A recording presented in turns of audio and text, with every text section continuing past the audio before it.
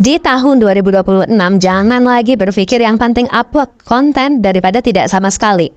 Mendingan kalian sehari nggak upload konten daripada upload konten tapi merusak performa akun. Maka konten kalian udah dipastikan cuma jadi video sampah di Facebook ini. Ini realita ya teman-teman, di tahun 2026 ini sangat berbeda daripada tahun-tahun sebelum-sebelumnya.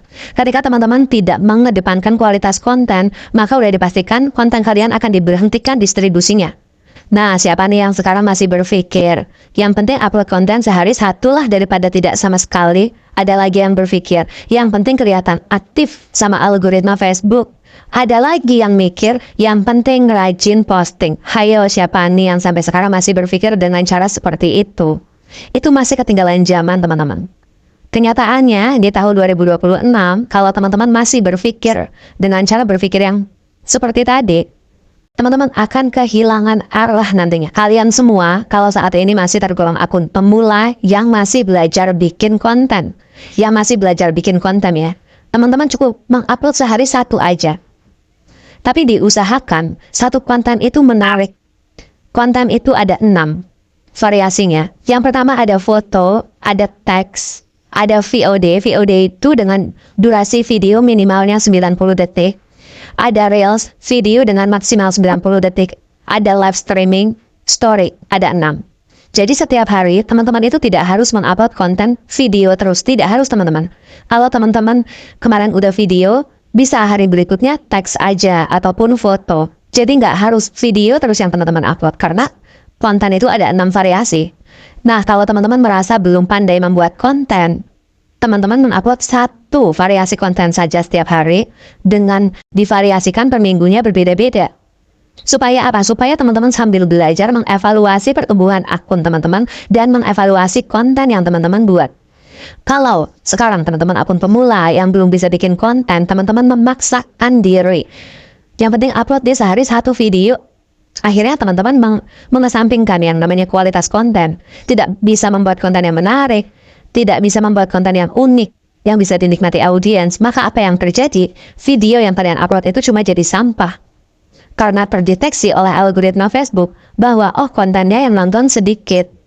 Maka konten kalian itu yang kalian upload itu akan diberhentikan distribusinya oleh algoritma. Ketika diberhentikan distribusinya, maka dia tidak bertumbuh. Hanya sebagai hiasan saja di akunmu itu. Tidak bertumbuh, tidak didistribusikan, viewersnya tetap segitu-gitu aja, ya akan menjadi sampah.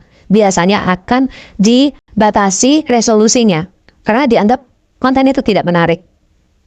Jadi kadang kok jadi berubah videonya jadi pecah. Setelah teman-teman lihat beberapa waktu mendatang, teman-teman lihat konten yang lama-lama kok videonya jadi pecah ya.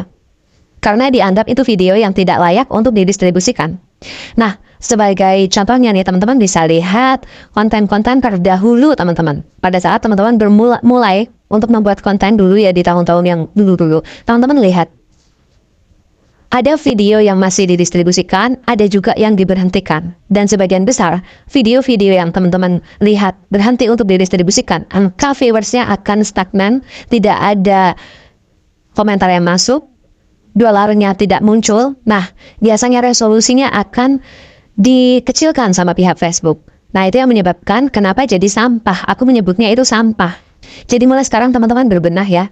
Ketika teman-teman tidak bisa membuat konten yang menarik saat itu, berupa video, teman-teman bisa beralih mungkin membuat foto dulu untuk diupload. Daripada teman-teman memaksakan diri mengupload konten berupa video, tapi sebenarnya tidak layak untuk ditampilkan.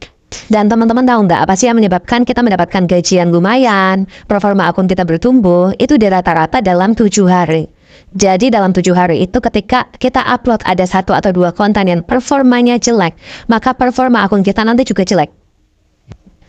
Makanya lebih baik untuk akun pemula itu mengupload video 1 aja atau konten 1 aja per hari dengan berbagai macam variasi ya. Misal hari ini foto, besok video, besok VOD, besok Reels.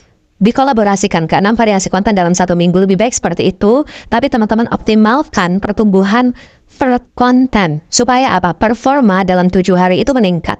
Ketika performa dalam 7 hari itu meningkat, dolar yang teman-teman hasilkan itu juga besar. Akun bertumbuh baik, pengikut akan bertambah, interaksi akan bertambah, itu sudah secara otomatis.